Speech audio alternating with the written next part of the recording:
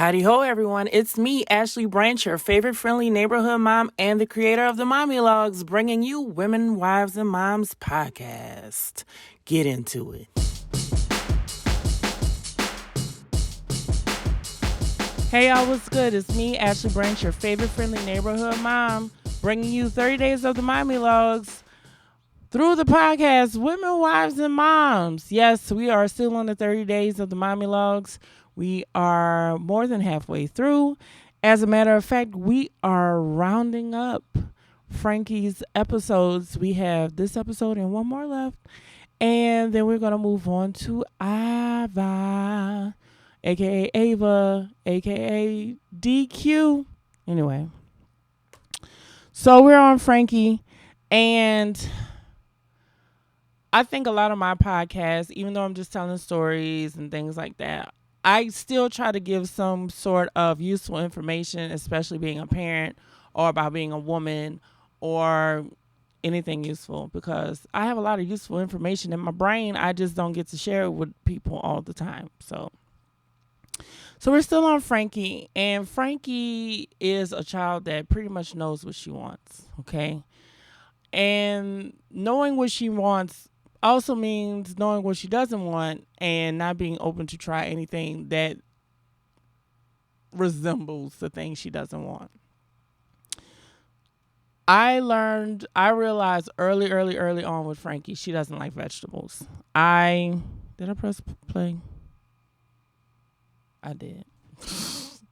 I got like 15 episodes of me going, did I press the button? Yeah, I did. I pressed the button. Anyway, early on, at first she wouldn't even eat food. So I breastfed all the kids.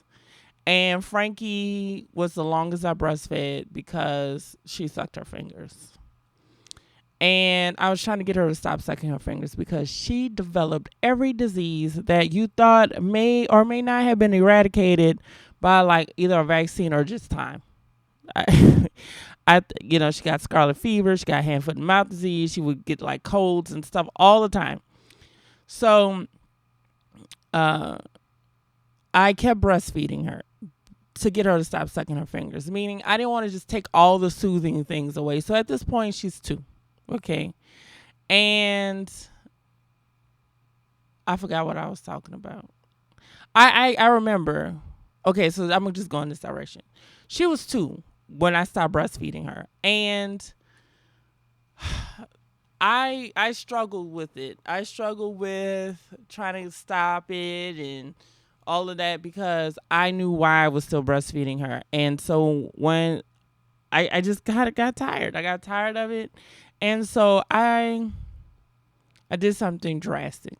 I probably traumatized her. Again, sometimes as a parent, you got to do what you got to do.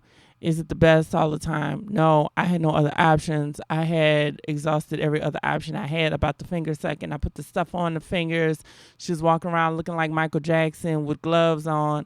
Then she started taking the gloves off. Then I started taping the gloves. She looked like a prize fighter around her hand where she could still manipulate her fingers and stuff. And it had become too much. It become too much to deal with. And then you have well-meaning family members that had a comment on it every time they saw her. You're still sucking them fingers, huh? You're gonna get sick and die. Please stop. Please stop. Anyway, so I continued to breastfeed her. The point that we stopped breastfeeding is when this child looked at me as I was pulling one of my breasts down. She goes, I don't want that one. I want the other one. And I was like, see how you enunciated that and was able to articulate your thoughts in such a way. We're going to stop. And I'm going to tell you why. I know a lot of people go breastfeeding is natural. You breastfeed as long as you want. Yes. But knowing the children I have, once they speak very well, they're going to tell you everything that they think about. And I just envisioned Frankie telling everybody what my nipples look like. And I was just like, nah, we good, fam. We done. We're going to be done for right now. And so, I told her, I said, listen, you're a big girl now. No more milk. That's what she called it, milk. I guess it was nipple milk. I don't know. It was milk. So no more milk. And, you got to stop sucking your fingers. And so I took some pliers and I wrapped them around her fingers. I put a little bit of pressure on her fingers. She's fine. She still has all of her fingers. And I said, Mommy's going to have to cut your fingers off if you keep sucking them because you keep putting nasty germs into your body. And that's why you're always sick. And so she eventually stopped. Like, when I say eventually, like, she stopped that day. But anyway, she probably was traumatized.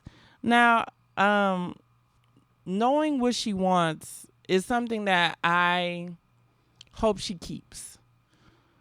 But it's also hard as a parent because, again, this child is keenly aware of what she doesn't want, i.e. vegetables. That is her arch nemesis. If she the villain, vegetables are like all the Avengers. She don't like them.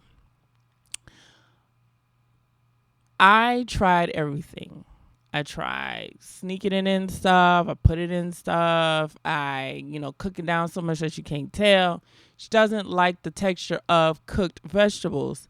Get this. She likes raw vegetables. And I was like, word, I would never thought of that. But she likes raw vegetables. She's so stuck on the things she likes and she doesn't like. There's nothing you're going to tell her to make her change her mind. She's very strong-willed. So when she was about 3, we were outside. We do what's like we have outdoor lunches, and it was something green, something that had been cooked that was green. And my husband and I are both like, Frankie, like, you have to eat vegetables, babe. Like, you need them to make you healthy. And she was like, that's nice. I don't want them. And I was like, okay, well, you have to eat them because if you don't eat this, you're going to be hungry. Like, I'm giving her every reason why she should eat these vegetables. And finally, we broke down. We go, you're going to catch a whipping. You're going to get a spanking if you don't eat these vegetables. And she was like, cool, give me the spanking because I'm not eating them. 3. She was 3. She was like, oh, I want the whipping, please. That's exactly what she said. I want the whipping, please. I was like, you know what? Well, I can't whoop her. Like, she's okay with the punishment. She's letting you know she's not going to do it no matter what you do. That being said, parents, we can't control our kids' actions. We cannot control their actions. We can't. People without kids, parents can't control their kids' actions. If you see a parent and with their child and the child is cutting up and acting crazy, there's nothing that parent could have done or said or whatever that would have changed that child's mind. That parent could beat that kid. That parent could punish that kid, take something away. If they want to act like that, they can. They have the ability to. What you can do is redirect that energy into something positive.